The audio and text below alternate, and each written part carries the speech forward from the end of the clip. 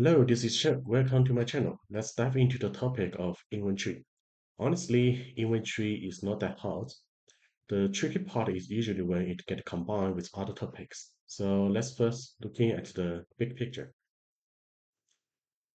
So we are going to cover what inventory is and how we initially recognize it, what costs we including in the value of inventory, and how to calculate the value of our closing inventory.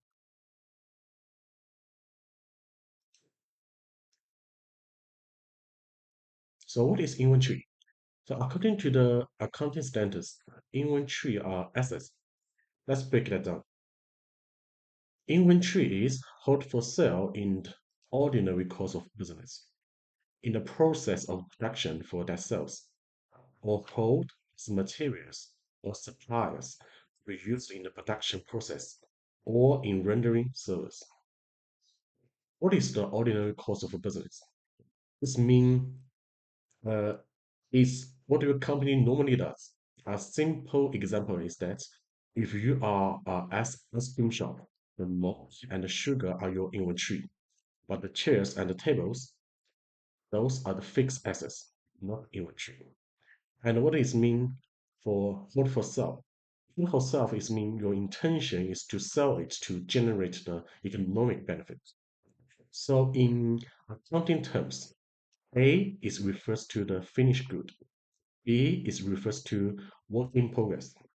C covers raw material or other ensembles like nails, glue, like those things that hard to count individually but are consumed in the production process.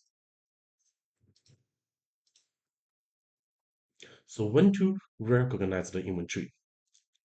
So we recognize the inventory when it's probable that it will bring us the future economic benefits. And when we can reliably measure its cost. So let's test with some example you may see in the exam. You can pause to do it yourself, and I will give you the explanation now. No? So let's break this down. Raw material, finished good, work in progress. Are those are inventory? The answer is yes, because they met the definition of inventory. Is goods on consignment or in bill and hold arrangement is inventory? The answer is depends. So it depends on who the consignor is. The detail will be covered in IFRS 15. A company spends 100K on advertising for the production. Is the advertisement fee inventory? Answer is no, because the advertising do not generate any future economic benefits. So it's more like expense. And the last one, the raw material for construction company. The material is not inventory because the intention for those material is to use it. But inventory, the intention for inventory is to sell it. However, if you are the property developer, then those property you build to sell are inventory. And the next one, a car for a second-hand car dealer. Is this inventory? The answer is yes, because for the dealer, the intention is to sell the car, is not to use the car. The goods in transit where you already have the ownership. The answer is yes, because you already own the ownership. Let's just be careful about the timeline. Okay. The last one, the goods in transit where you don't have the ownership yet. The answer is no, because you have no ownership. It not belongs to you. So it's not your inventory.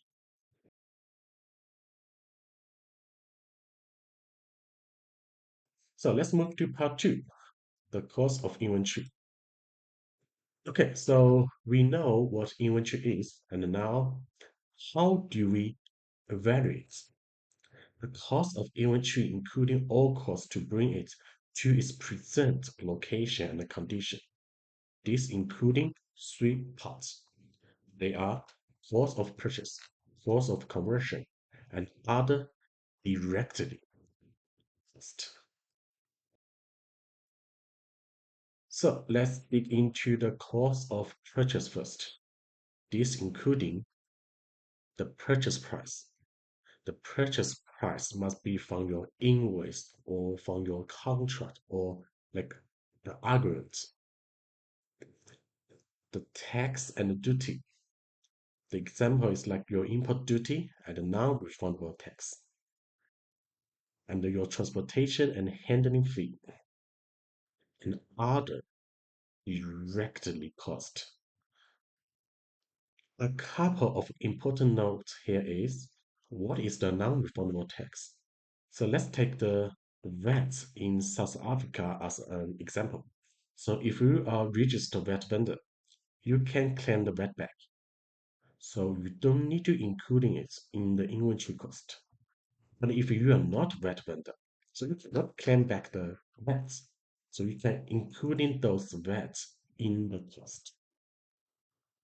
And what about loan?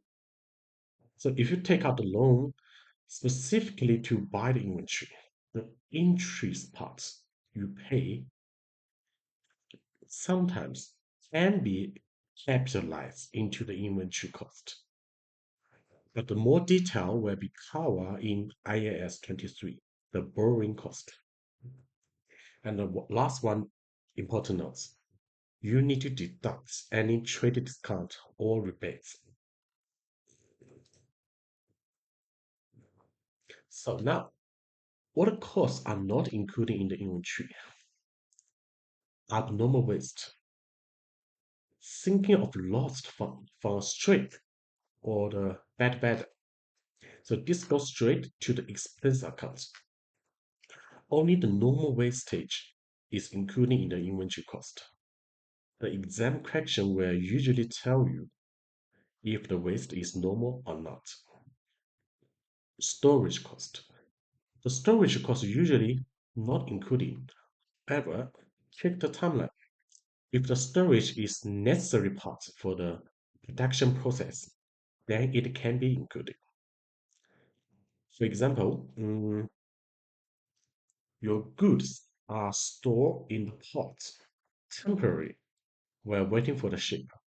So this cost is likely included in your inventory cost. Another example is like if you are the winemaker, then and the wine must be aged for like more than 12 months. So that storage cost is part of bringing the inventory to its condition. So the storage cost also need to include in your inventory cost. The advertising and the selling cost is not including your inventory because they are expense. Your administration overheat. The answer is no. They are expense. The last one, your designing cost usually is not. But if the design is specifically you want products, for example, um, if company A design a new production line exclusively for production for company B, then the cost to design this new production line can be included in your inventory cost. So let's talk about conversion cost. So these are the costs to convert your raw material into your finished good. They are including your direct material, the direct labor, your production overheat. The production overheat has fixed production overheat. So, and the variable production overheat. Remember one thing, the fixed production overhead is based on your normal capacity, but your variable production overhead is based on your actual use.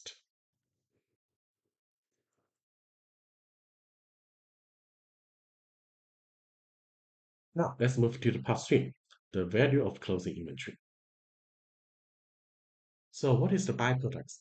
A byproduct is a secondary product that we get incidentally alongside our main products. So let's do a quick example. Let's say you produce two main products, A and B, and a byproduct C. So there's two principles here. The first one, when you sell the byproducts, just record it as a normal sales. So go straight to your profit and loss. Second, when you are allocating the joint cost, you need to deduct the net reserve value first. What does this mean? Let's take the example. So you sold 80 units of product A this year, and you sold 10,000 units of product B, and the sale of product C is 5,000. The total production cost is 50K. So the sale of byproducts 5,000 goes straight to your profit and loss. It's your profit for the year. And second, the the production cost 50,000 need to deduct 5,000 first. So you only allocate 45,000 cost to products A and products B.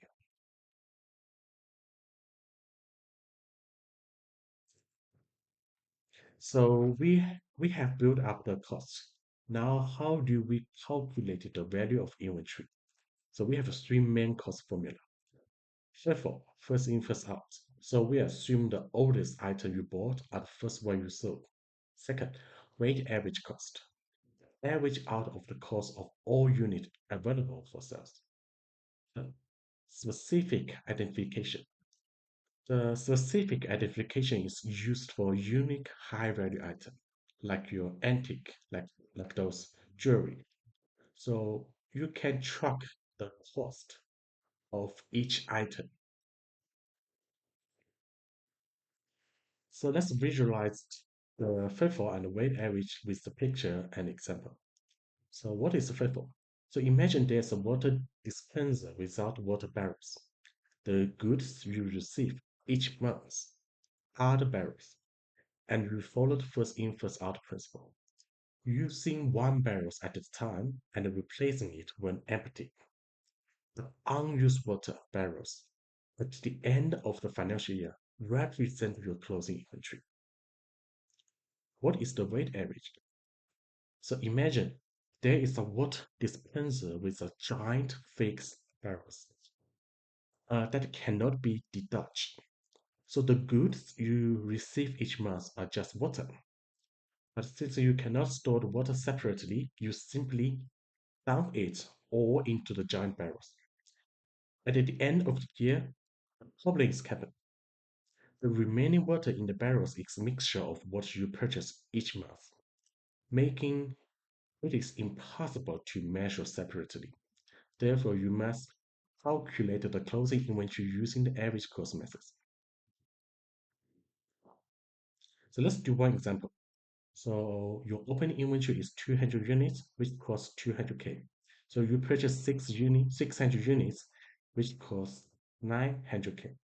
The unit you transfer to the production process is 600 units. So your closing inventory is 200 units, right?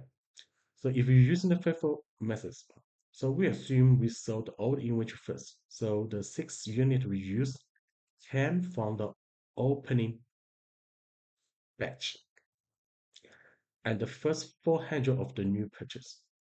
This means the 200 unit left in the closing inventory all come from the most recent purchase. So the cost per unit of recent purchase is you using 900K divided by 600, you get 1,500 cost per unit. And your closing inventory value is using the unit of 200 times 100, 1,500. So you get 300K. So under the weight average method, so we mix all the costs together. The total cost is 200K and you purchase 900K. So the total cost is 1,100K. The unit during the year is using 200 plus 600. So you get 800 units.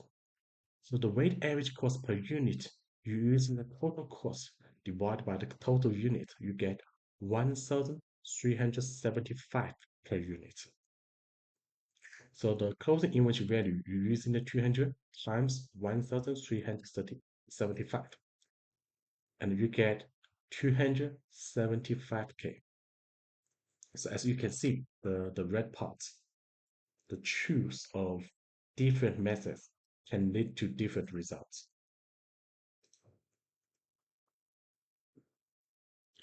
Now we're going to the most important part in IAS 2. Specifically, we are looking at the lower of cost or net realizable value. Sounds fancy, but it's actually pretty straightforward. First, what is cost mean? Simple. It's your historical price we pay to get the inventory. So thinking of it as the original price. And what is the net realizable value? This is the amount we expect to sell the inventory for now, minus any actual cost need to complete and sell it. So in short, it is the estimate cash we can get from selling it today. The rule is we compare the cost and the net realizable value, and we value our inventory at whichever is lower. So let me give you an example. So if your cost is 100, the net realizable value is 110, which one is lower? The cost, right? So we keep the inventory value at 100. Now, if the cost is still 100, but the net realizable value is dropped to the 19, then net realizable value is lower. So we have to write down the inventory value from 100 to 90. So we have effectively lost 10 in value. This write down isn't just the paper entry. So it hits our profit and loss. So the write down is an expense. Usually we add this write down amount to the cost of sale. So hold up. How do we actually calculate the net realizable value? Here's the formula. Your net realizable value is your estimate selling price minus your estimate cost of completion minus the estimate selling cost, like your package cost, your handling cost, or you have any tax. So if the item is ready to sell, then there's no conversion cost. Just subtract the selling expense from the expected price. But if the item still need to work, you must deduct those conversion costs. And also remember, net realizable value is based on the company's normal everyday business operation. Now, what factors do we consider for net realizable value? So net realizable value must be based on the most reliable evidence. You can't just pick a random number. You need to look at the market price. And here's the key point. If you have the sales contract, the contract price overrule the general market price. So if you have the contract is your net realizable value. If not, market price. And for raw material, the most obviously net realizable value is the replacement cost. So the replacement cost is what it would cost to buy them now. And last one, can net realizable value be zero? The answer is yes. Thinking of rotten vegetable or expired goods with no residual value. So here's the crucial point about the write-down amount is cumulative. So we deal with the opening and the closing balance of the write-down, and we only report the change in the current period. So let's see the example. The item cost is 100. By the end of this year, the net reserve value is calculated to be 80. And we already had the write-down amount of 10. So the 10 is your opening balance. So the write down for the current year isn't 20. So we don't use 100 minus 80 only. We need to use 100 minus 80 minus the 10. And you only the additional part goes to your write down. So the journal entry would be your debit side is your write down expense, profit and loss, and your credit side is your inventory, statement of financial position. What if the value recovers? So we can reverse the write down, but only up to the original amount we write down. This means, for example, last year I write down the inventory by 30, and this year the net reserve value improved, and I only need the total write down of 10. So this means I can recover 20 in the write down. The journal entry can be your debt, your inventory, 20, and you credit side your write down expense, 20.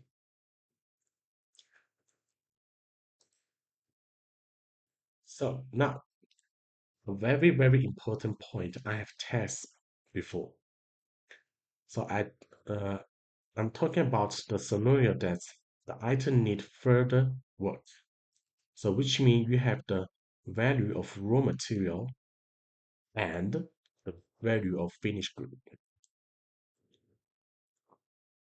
So before we write down the raw material, we always need to first check the finished good. So if the finished good, the cost of finished good is higher than the net reserve value, means you need a write down. Then you also need to check if the raw material need write down.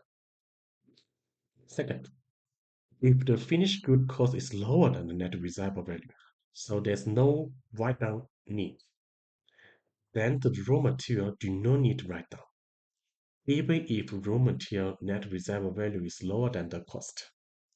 So let's illustrate with two products. Let's say product A, the finished good, the finished good cost is 100, is bigger than the net reserve value 18. So we need to write down 20. And and we also need to write down the material cost because the material cost is bigger than the material net reserve value. So the total write down is 20 plus 10 is 30. Now let's go check the product B. So you see the finished good is only 50, but the net reserve value is 60. So they don't need write down, right? The cost is lower than net reserve value. No write down need. So even though your material cost is bigger than your net reserve value, we don't care. So no write down anymore. So the key point is always to compare your finished good cost with net reserve value first. Thank you for your watching and see you next time.